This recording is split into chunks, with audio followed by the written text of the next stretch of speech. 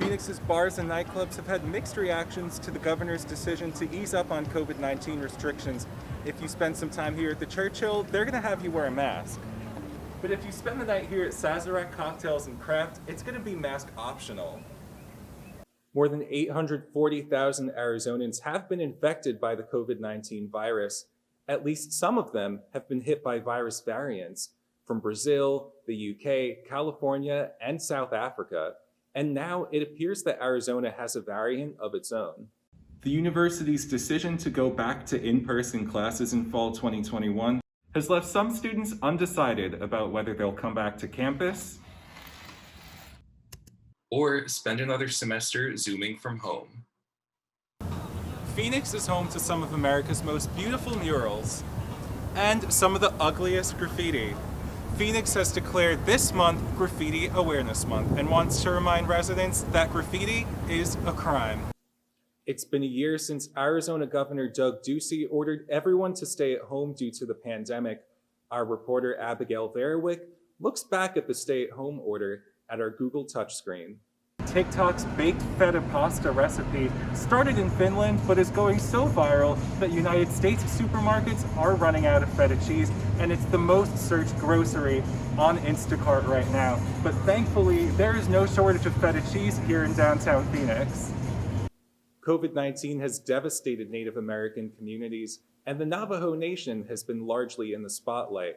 But in eastern Arizona, the much smaller White Mountain Apache tribe has also been battling this disease. All you have to do when you pick up your test is follow the instructions in the bag to register it online, take your test, and bring it back to a drop-off box within an hour of taking your test.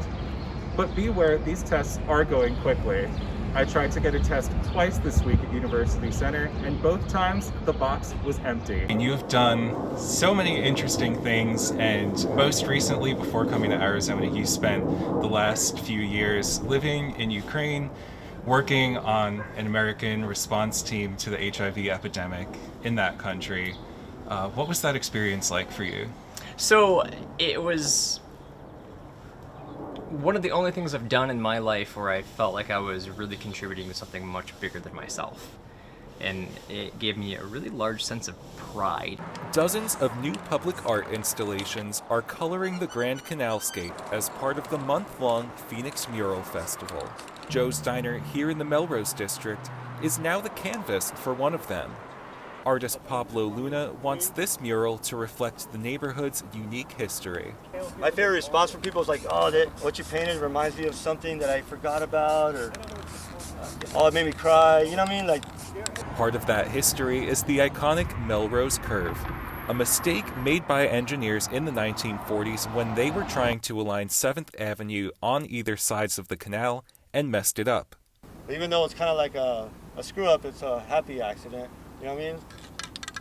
In just the first few hours that Luna started working on the mural, people were already starting to notice. It's a moment that Luna and the owners of Joe's Diner have been waiting for almost 3 years. Oh, I think it's awesome. The mural is something I've been wanting to have on the wall for quite a while. This year's festival provided the perfect opportunity to finally get it done. If you're looking for a reason to get out of the house this weekend, this mural here at Joe's is just one of more than 70 that were commissioned for the Phoenix Mural Festival this year. So head out to the Grand Canalscape and see what you can find. It's going all over the city, so it kind of brings us all together, I think. Once this mural is done, it will remain a symbol of the neighborhood for years to come. In Phoenix, Gianluca D'Elia. Sometimes getting a haircut is just as good for your mental health as going to a therapist. Just ask these Maricopa County barbers who spent their Tuesday morning giving free haircuts at Nourish Phoenix, a food bank here in Central City South. I get goosebumps, you know what I mean? That's the kind of feeling that I get. I had a rough history as well where, I was a person in a chair that was struggling. The free haircuts are the work of Clipped Art, a startup company whose mission is to make haircuts more accessible. That's how it started. I just wanted to affect the community in a way that nobody else has before. Parker came up with the idea when he was living in a rural part of Iowa for college and couldn't find a barber near him who specialized in black men's hair. If there's a student like me out there in the middle of Iowa or Idaho or Vermont or whatever, even, Tempe, who just can't feel like they can look their best and afford it, that I can touch their life. That's the main thing that matters to me. Finding an alternate way to get a haircut has been a relief not only to the clients, but to the barbers as well.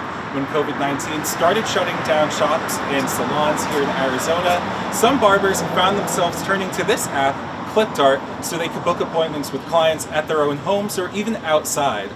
We're just trying to revolutionize the hair industry and bring an answer to a problem that we see that people have, and it grew even more with the pandemic, which is making great haircuts at an affordable rate to make you feel good, look good, and most importantly, who doesn't want to look good? While ClipDart is only in a few states right now, their goal is to keep expanding across the US and to keep serving communities one haircut at a time. Reporting in Phoenix, I'm Gianluca D'Elia.